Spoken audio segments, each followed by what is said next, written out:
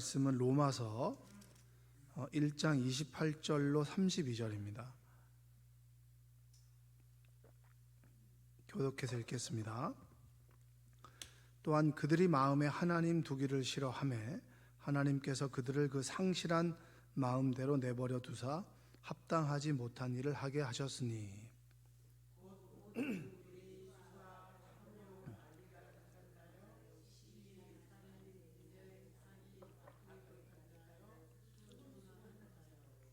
비방하는 자요, 하나님께서 미워하시는 자요, 능욕하는 자요, 교만한 자요, 자랑하는 자요, 악을 도모하는 자요, 부모를 거역하는 자요.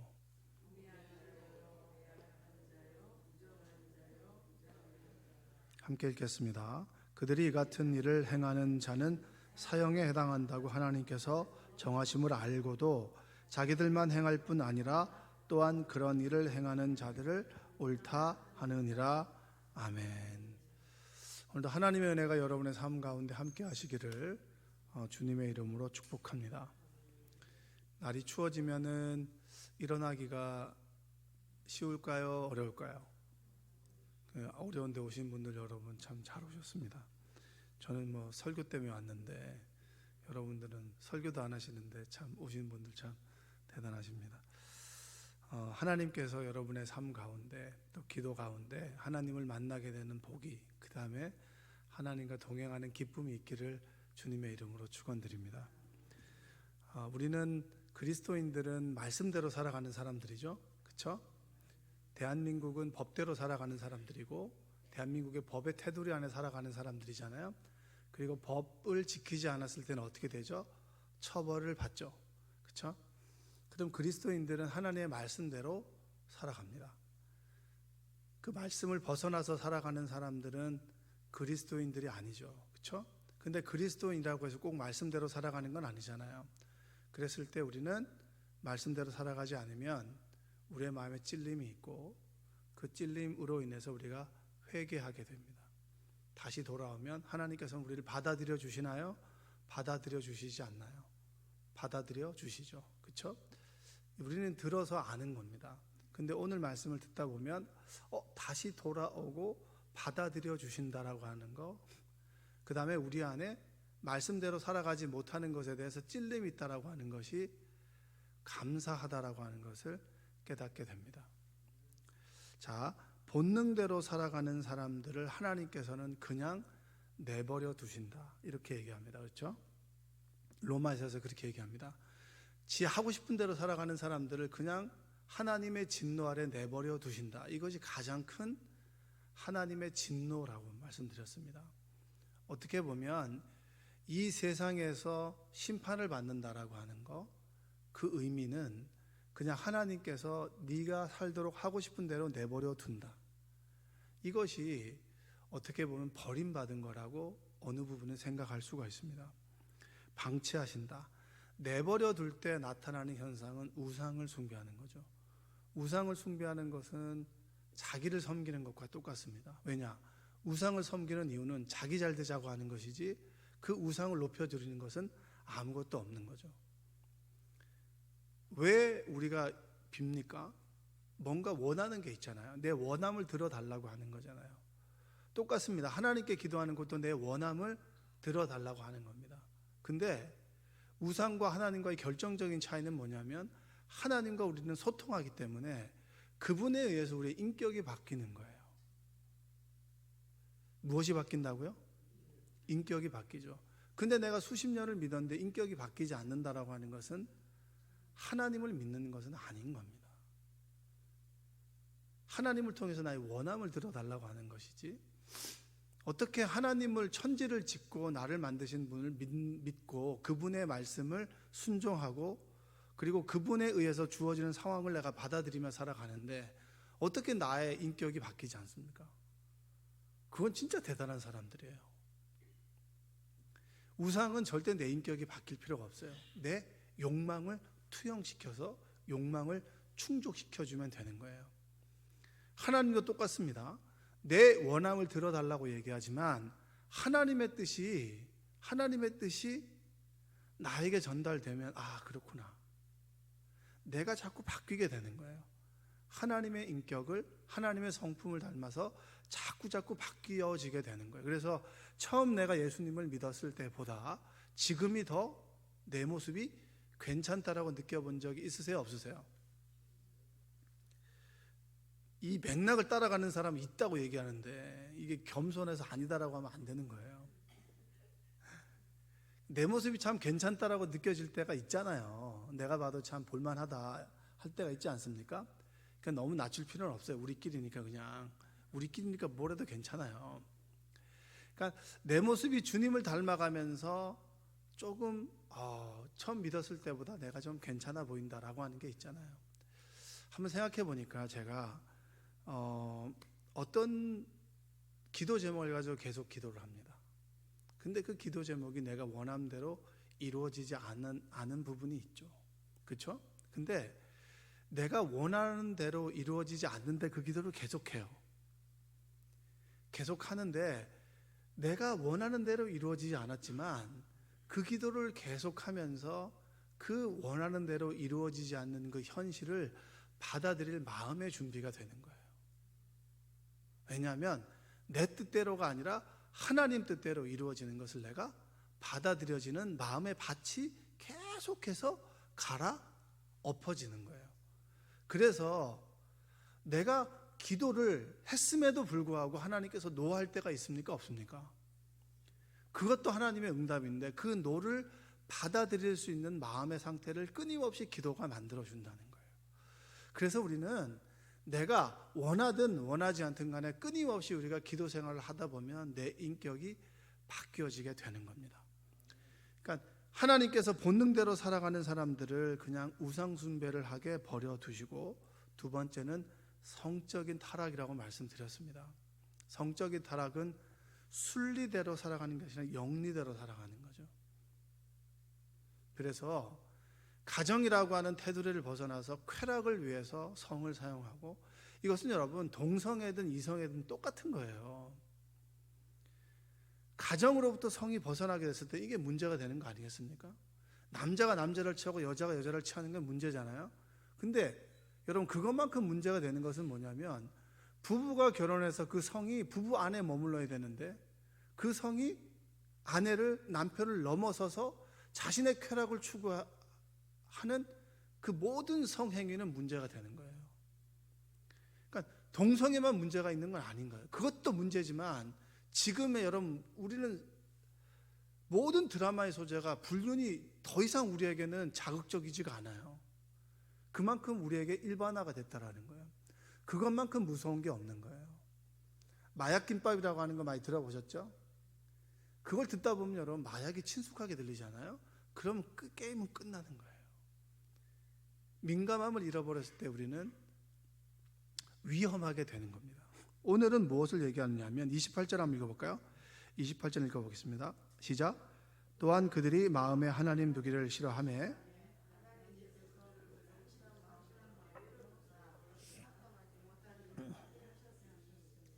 자, 하나님께서 버린 사람들, 그러니까 버림받은 내비둔 사람들은 어떤 사람들이냐, 이런 겁니다. 그러니까 이 말씀을 공동 번역으로 읽어보면 이런 것입니다. 인간이 하나님을 알아보려고도 하지 않았기 때문에 하나님께서는 그들이 올바른 판단력을 잃고 해서는 안 될 일들을 하게 내버려 두셨습니다. 하나님을 알려고도 하지 않는 사람들이 있어요, 없어요? 우리 주변에 있습니다. 그러니까 자기 주먹을 믿고 자기 생각대로 살아가는 사람들이 있어요. 세 번역은 이렇게 합니다. 사람들이 하나님을 인정하기를 싫어하므로 하나님께서는 사람들을 해서는 안 될 일들을 하게 타락한 마음 자리에 내버려 두셨습니다. 여러분들을 내버려 두지 않고 내가 뭔가를 잘못했을 때 가슴에 뭔가 찔리잖아요. 이것이 복입니까? 복이 아닙니까? 복이에요. 내가 저 사람에게 말을 한마디 잘못해서 좀 찔림이 있고 뭔가 내가 잘못했구나라고 느끼는 거, 내가 이 행동을 잘못했다고 느끼는 거, 그 찔림이 있는 것이 여러분 그리스도인들에게는 복입니다. 복. 내버려 두는 것이 여러분 사생자여 버림받은 사람들이거든요. 여기서 보면 그들이 마음에라고 하는 그 마음은 마음속 깊은 곳에서 받아들이는 거예요. 마음속 깊은 곳에서 하나님을 거부하는 거, 그게 버림받은 사람들입니다. 우리는 마음속 깊은 곳에서 하나님을 사모하는 마음이 있습니까? 없습니까? 그렇잖아요. 영원을 사모하는 마음이 있잖아요. 우리 마음에 하나님의 집이 있는 거예요. 이 하나님의 집은 하나님으로만 채워야 되는 거예요. 다른 성공이나 다른 것들로는 채워지지 않는 이 하나님의 집이 있는 거예요. 하나님으로만 채워져야지 온전히 채워지는 하나님의 집이 있는 거예요. 근데 하나님을 알려고도 하지 않는 사람들이 우리 주변에 있다. 내버려 둠을 당하는 사람들. 하나님께 버림받은 사람은 마음으로부터 하나님을 알고자 하지 않는 사람들이에요. 근데 여러분과 저는 뭐죠? 감사하게도 하나님을 알고 싶죠. 만나고 싶지 않습니까? 하나님을 만나고 싶죠. 하나님의 음성도 모세처럼 막 듣고 싶지 않으세요? 막 탁 가면, 모세는 그 하나님께서 손수 쓰신 하나님의 말씀을 받은 사람이잖아요. 돌판에다가. 그러니까 모세에게 십계명을 준 인건 다 이유가 있는 거예요. 웬만큼 새겨서는 모세는 받아들이지 않기 때문에 돌에다 글을 새겨야 받는 사람들이에요. 그러니까 모세가 그렇듯이 여러분도 저도 돌에다 글을 새겨야 말씀 좀 받았다 하는 사람들이에요. 그냥 좀 들었다라고 하는 건 금방 잊어먹고요. 그 다음에 뭐 깨달았다고 하는 건 금방 잊어먹는 거예요. 돌에다 글을 새기는 거예요. 그러니까 모세든 여러분이 저든 간에 돌에다 글을 새길 만큼 하나님께서는 계속해서 말씀하시는 거예요. 인격적으로. 그러니까 여러분의 저는 실망할 필요가 전혀 없는 거예요. 예수를 믿는다라고 하는 것은 내 마음속 깊숙한 곳에서 예수님을, 하나님을 인정하는 겁니다. 근데 마음 깊숙한 곳에서 하나님을 거부하는 거, 그것이 바로 하나님께서 내버려 둠을 당하는 것이고, 또 그 다음에 9절에 보면 뭐라고 나옵니까? 28절에 보면 그들이 마음에 하나님 두기를 싫어하며 하나님께서 그들을 그 상실한 마음대로 내버려 두사 합당하지 못하는 일을 하게 한다. 이 상실한 마음은 뭐냐면 타락한 이성을 얘기합니다. 이성이라고 하는 것이 양심 위에 있는 거죠. 그러면 여러분, 양심이 우리의 삶의 기준이 되는 거예요. 근데 여러분, 양심이 법입니까? 화살 맞은 양심이라고 하는 게 있잖아요. 이 사람이 이 일을 하고도 양심에 찔려하지 않는 사람이 있죠. 여러분, 뉴스 보면 그런 사람이 있어요, 없어요? 이건 양심이 있는 거야, 없는 거야? 그 양심이 기준이 아니라 양심이 하나님의 말씀 위에, 성령의 토대 위에 서 있을 때 그 양심은 비로소 제 역할을 하는 거예요. 우리의 신호등이 된다라는 거예요. 근데 그 양심이 말씀 없이 자신의 생각 위에 서 있으면 그것은 올바른 양심의 역할을 못합니다. 이 상실한 마음은 타락한 이성이에요. 타락한 이성을 가지고 있는 사람들의 모습이 뭐냐? 바로 29절 이하에 나오는 그런 말씀이에요. 자, 한번 읽어볼까요? 29절 읽어보겠습니다. 자, 시작. 추악, 탐욕, 악의가 가득한 자요.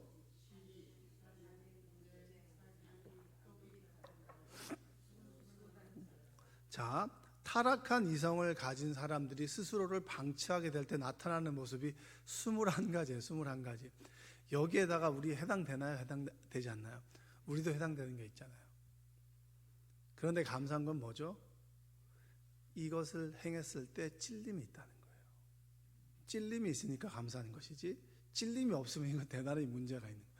찔리니까 돌아오고 회개하고, 그리고 하나님께서 위로를 받고 또 용서를 받고, 그리고 또 연약하기 때문에 갔다가 또 이 일을 저지르게 되면 다시 돌아오고, 그러면서 점점 더 횟수가 줄고, 그리고 이런 일을 행했을 때 내가 마음이 얼마나 아프고 힘든지를 아니까 행복한 게 무엇인가? 말씀대로 살아가는 것, 그것이기 때문에 그 길을 쭉 따라가는 거예요. 그게 뭐 어렵게 말하면 성화가 되는 것이고, 그게 그리스도인의 길이 되는 겁니다. 그러면 볼까요? 첫 번째는 모든 불의와 추악과 사기입니다. 사기. 모든 불의, 추악, 탐욕과 악이 넘어서 사기. 이 추악이라고 하는 것은 부정한 거예요. 부정하다라고 하는 건 깨끗하지 않다는 거죠. 그렇죠? 그러니까 추악이라고 하는 것은 우리 이성이 타락할 때 우리는 깨끗하지 않는 모습을 보이게 됩니다. 깨끗하지 않죠. 저 사람 맑다, 깨끗하다가 아니라 참 부정하다라고 하는 건 더럽다는 거죠. 그러니까 우리가 이성이 타락할 때 우리는 불의한 모습을 갖게 되죠. 불의한 모습을 타락하면 불의한 모습을 갖게 되고, 깨끗하지 못하니까 다른 사람들에게 불의하게 행하니까 그 불의한 모습이 뭐예요? 사기치는 거예요. 사기치는 거. 그러니까 사기치는 게 불의한 모습이잖아요. 왜냐? 깨끗하지 못하니까. 깨끗하지 않는 모습이니까 그 모습을 다른 사람들에게 자꾸 투영시키고, 그리고 그 사람들을 더럽게 만들고, 더럽게 만들므로 나의 이익을 취하는 거. 그러니까 그 다음에 나오는 게 뭐예요? 탐욕이죠. 탐욕과 악의가 가득한 자. 이 얘기가 당연히 나오게 되는 거예요. 인과관계처럼. 여러분, 우리는 청문회에 보면 흥분하잖아요. 어떻게 저렇게 살 수 있어? 근데 여러분, 저는 제가 작은 교회 목회를 했을 때 큰 교회 목사님을 많이 사람들이 욕했었어요. 왜냐? 큰 교회 목사님들은 주목을 받잖아요. 그래서 사회면에 보면은 이렇게 뭐 윤리 도덕적으로 조금 잘못한 분들의 이야기가 나올 수 있죠. 큰 교회 목사님이 표적이 됐습니다. 근데 제가 작은 교회 담임을 할 때 나도 저 자리에 가면 충분히 저렇게 될 수 있다는 걸 깨달았어요. 작은 교회이기 때문에 깨끗하고, 작은 교회이기 때문에 더 윤리 도덕적인 게 아니에요. 제가 강원도에서 목회할 때 제가 이제 상동교회에서 전도사를 했었는데, 상동교회는 남대문에 있는 교회입니다. 근데 그때 제가 목회를 했을 때 저에게 후원을 해주시겠다고 우리 교회에 찾아오신 분이 계세요. 그러니까 시골에 있기 때문에 찾아오면서 은혜는 다 받은 거예요. 그냥 내 모습이 어떻든지 간에 오는 과정이 힘들기 때문에 찾아오면, 그냥 찾아오기 전에 벌써 은혜는 다 받았어요. 그러니까 딱 도착하면 나는 굉장히 대단한 사람이 된 거예요. 멀쩡한 사람이 시골에 와서 정말 주일을 열심히 하는 사람이 되는 거예요. 열심히 하건 안 하건 떠나가지고 올 때까지의 과정이, 강릉으로 와가지고 강릉에서 임계라고 하는 곳에 꾸불꾸불 이렇게 와가지고 거기서 버스 그 3번이 들어오니까 거기서 한 20분을 더 들어와야 되니까 이거는 오면서부터 와 이게 되는 거예요. 그러면 제 모습을 딱 보는 그 순간, 멀쩡하게 생겼는데 우리 전도사님이 그래도 같이 있다가 저는 영이 맑은 사람이 된 거예요. 무슨 말인지 아시죠? 저는 그냥 그대로인데 그분이 오면서 영이 맑아져가지고 제가 영이 맑은 사람이 된 거예요. 근데 그분이 딱 한 말이 아직 잊혀지지 않아요. 이런 곳에서 목회하니까 영이 맑으신 목사님이, 전도사님이 기도하시면 기도 제목을 들어줄 것 같다고. 그래요, 안 그래요? 그렇다고 그래야죠, 여러분들은. 근데 저는 제 자신을 알잖아요. 거기 있으나 여기 있으나 똑같아요. 환경만 다르지. 제가 그쪽으로 환경에 가면 그분이 보는 그 모습이 될 수 있고요. 그리고 난 여기 있는 것만으로 그분이 원하는 모습이 될 수 있는 거예요. 환경에 따라 나는 충분히 달라질 수 있는 거예요. 제가 부목사니까 좀 이렇게 안 돼 보이잖아요. 그렇죠? 그러니까 부목사는 여러분 좀 웬만큼 잘하면 다 점수를 따요. 안 돼 보이거든요. 그러니까 설교를 한 70점만 해도 한 120점처럼 생각을 해요. 안 돼 보이거든. 근데 담임 목사가 딱 되면 내 모습이 그대로인데도 부목사님은 좀 안 돼 보이고 담임 목사님은 늘 그런 것 같고 또 그런 게 있는 거예요. 사람은 똑같은데 환경에 따라 달라지는 거죠. 청문회 자리에 가면요, 여러분이나 저나 그 모습 그대로일 수 있는 거예요. 우리는 그 사람을 욕할 것이 아니라 하나님의 말씀 앞에서 나를 늘 비춰봐야 되는 사람들이에요. 상대방에 대한 불의보다도 말씀에 비춰진 나의 불의를 늘 쳐다봐야 되는 겁니다.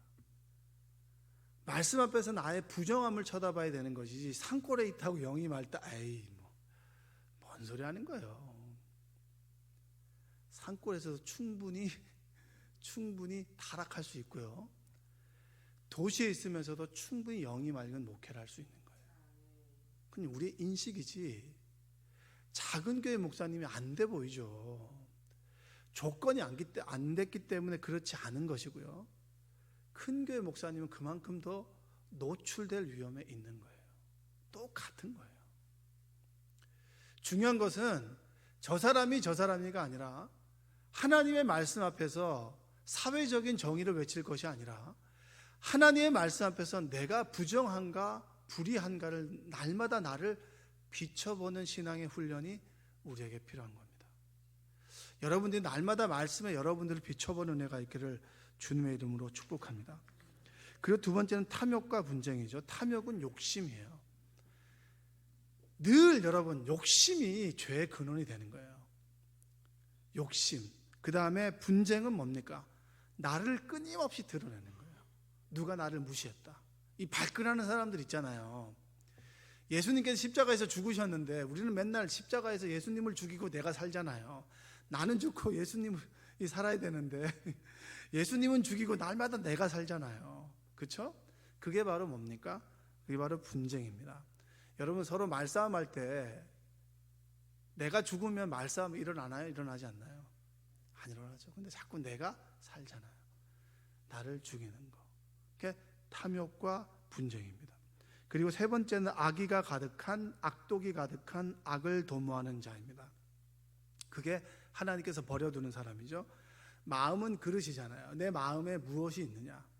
여러분의 마음이 하나님의 은혜로 가득 차면 누가 뭐라 그래도 그럴 수 있지, 그렇죠? 근데 내 마음에 말씀이 없고 이 독이 막 차 있으면 어떻게 되는 거예요? 막 독을 쏟아붓는 사람이 있어요. 이 독한 사람들이 있는 거예요. 예? 근데 여러분은 어떠세요? 지금의 상태는 웃는 거 보니까 그래도 그렇지는 않은 것 같은데 마음에 내 안에 독이 막 차 있으면 독을 뿜어낼 때가 있잖아요. 아, 내가 왜 이렇지? 내가 왜 이렇게 됐지? 라고 스스로 생각할 때가 있잖아요. 내 마음에 독이 차면요 독을 뿜어내고요 내 마음에 은혜와 하나님의 사랑이 차면 사랑을 이야기합니다. 내 마음은 그릇이 되는 거예요. 여러분의 마음이 하나님의 사랑으로 가득 차기를 주님의 이름으로 축복합니다. 그 다음에 한번 30절을 읽어볼까요? 30절 읽겠습니다. 시작.